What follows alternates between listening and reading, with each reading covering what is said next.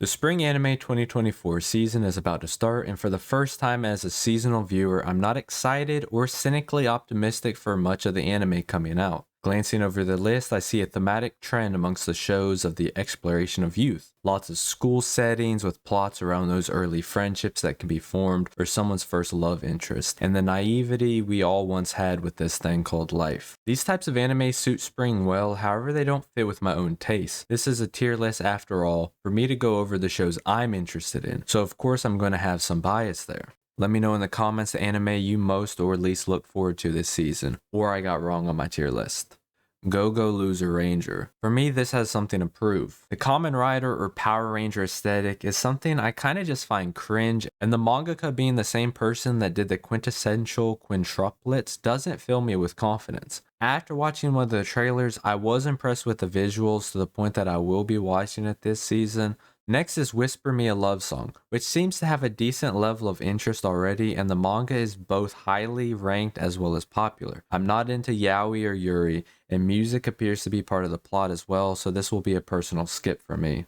Even though I don't watch movies, I saw there was a couple that might interest someone because these are somewhat popular series, so I just wanted to mention them and then place them into the popular tier. Bocchi the Rock Movie, which will be a theatrical compilation, Blue Lock episode Nagi, focusing on the character Nagi, and Code Geass Daken no Rose, which is in the Code Geass universe. Not much else to mention about this anime. They didn't put too much into synopsis and whatnot.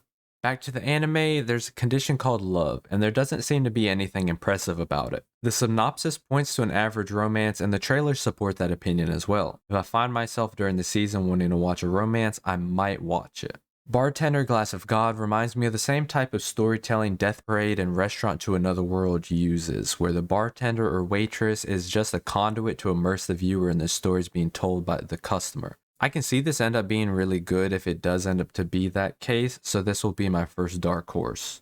We have My Hero Academia Season 7. This will be popular, but for me, My Hero has been a skip since the end of Season 4. I don't find the cast interesting or relatable, and none of the villain motivations get me to sympathize with them. And just to show how much I hate superhero stories, I haven't watched a Marvel movie since 2017, so that just shows how little I care. Up next, Unnamed Memory, and I think I'll put this into something approved. Immediately, the cover art reminds me of Ike from Fire Emblem, and that's one of my favorite video game characters, so this does intrigue me. The synopsis isn't the greatest thing. Oscar being cursed and Tanasha being able to survive it, so that means they have to get married. Not the most compelling thing I've heard. Hopefully it can prove to be better than that.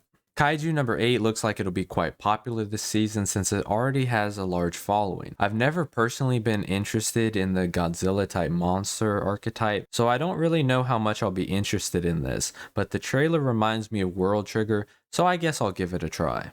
It's been a couple of years, but that time I got reincarnated as a slime. Season 3 is finally here. One of the most popular isekai of all time for sure, but I'm not exactly the biggest fan. I think it's an above average anime that struggles with pacing and useless characters that we're supposed to care about, but without the necessary reasoning. With regards to the pacing, very often it feels like we spend a lot of time in episodes just doing dialogue, and then a really quick action sequence starts up and then quickly stops. I like stories to usually follow a more rigid plot structure where my emotions aren't jumping up and down all the time. I am curious to see how the plot with the church and the demon lords will continue to evolve, so that is something that has me continuing to watch this.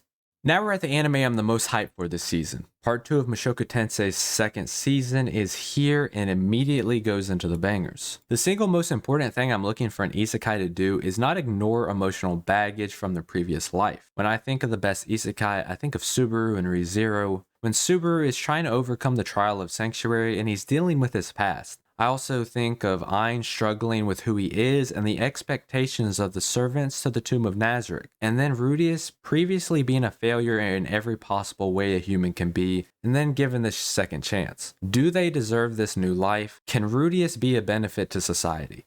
These are the types of stories I love isekai to tell, and because they get told so rarely, the ones that do I clutch ever closer to.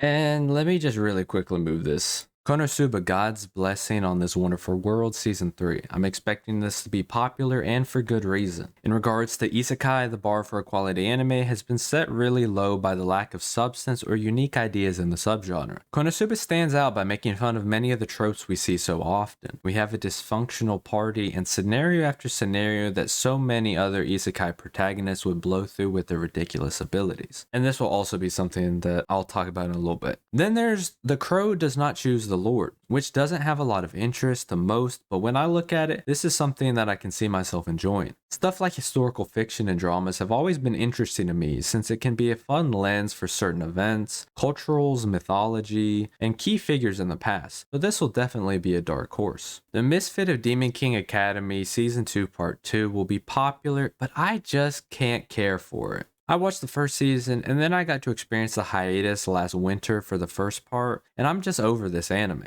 This is just a fantasy version of Classroom of the Elite that thinks it's so smart because the main character is always outwitting all of these different factions with plans set in motion hundreds to thousands of years ago, and the writers try to make it seem like he's not in control, then surprise, it was all part of the plan. Also, that talking tree was horrible to look at.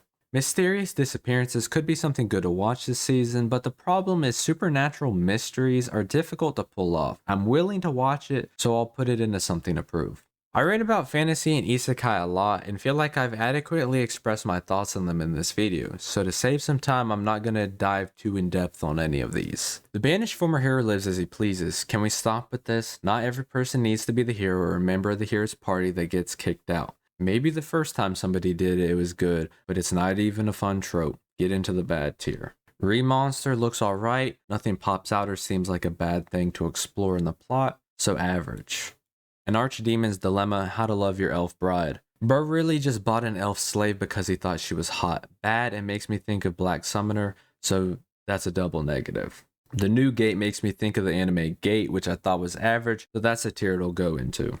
Alright, now that that's behind us, Windbreaker. Feels like it's been a while since I've given a delinquent anime a chance, considering this seems to be an older Japanese theme for characters. The last one I watched was Tokyo Revengers, and don't get mad, but I thought it was so bad I dropped it after 2 episodes. I'll give Windbreakers the benefit of the doubt and watch it, and hopefully it can prove something that Tokyo Revengers couldn't to me. And I know I just dissed the popular anime, but we're just gonna go back to back to back to back to back to back to back on this one.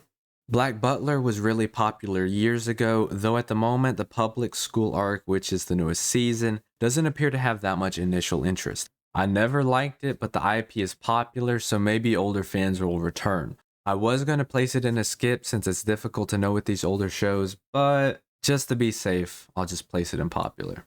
Demon Slayer, another new season, Hashira training arc, really popular anime, great artistic animation, however, I'm kind of a hater. The hype doesn't match what the show gives us. Laid Back Camp Season 3, not a big slice of life person and I haven't watched previous seasons. Looking at the prequels, I can see that it was popular, so that's where I'll place it. Sound Euphonium Season 3, as I've said, I don't watch music anime. Previous movies for the IP didn't seem to perform that well, but the older anime seems well received. I'll place it like I did Black Butler. Spice and Wolf, Merchant Meets the Wise Wolf. This is listed as an alternative version and does seem to have that initial community interest already, even though Spice and Wolf was adapted quite a long time ago. I never saw the original, so I'm going to have to wait to see what exactly they mean by alternative version before I try and watch this. I do expect it to be popular. The Irregular at Magic High School Season 3. At one point, this was one of the most popular anime and everybody would recommend it. And as someone that's always disliked it, I'm happy to see that that has trended downwards over the years. And even though it's trended down, it's still decently high, so it will go into the popular. And lastly, Date A Live Season 5. As previously expressed, I don't like harem, so this is pretty much a skip for me. Never really seen it, so I can't speak to the quality of the show. It is popular, but it's not for me. That'll be it for my first impressions tier list of the anime from spring. Some things you'll agree with and other things not so much. But at the end of the day, it's always fun to go through what a season has to offer so we can pick and choose what to watch. My overall hope for spring is that my initial expectations for the season is wrong and I can have multiple anime to be excited for week to week. At the current point, I see myself spending more time catching up on my ever-growing plan to watch and on hold anime list and don't see myself starting up anything in the skip tier from this tier list. This will be the end of the video. Let me know your thoughts on the anime, and if you don't like a specific opinion I had, let me know why I should think otherwise about an anime. Like the video if you liked it, dislike it if you disliked it, also dislike it if you don't like me, and also subscribe to catch any more videos that I make.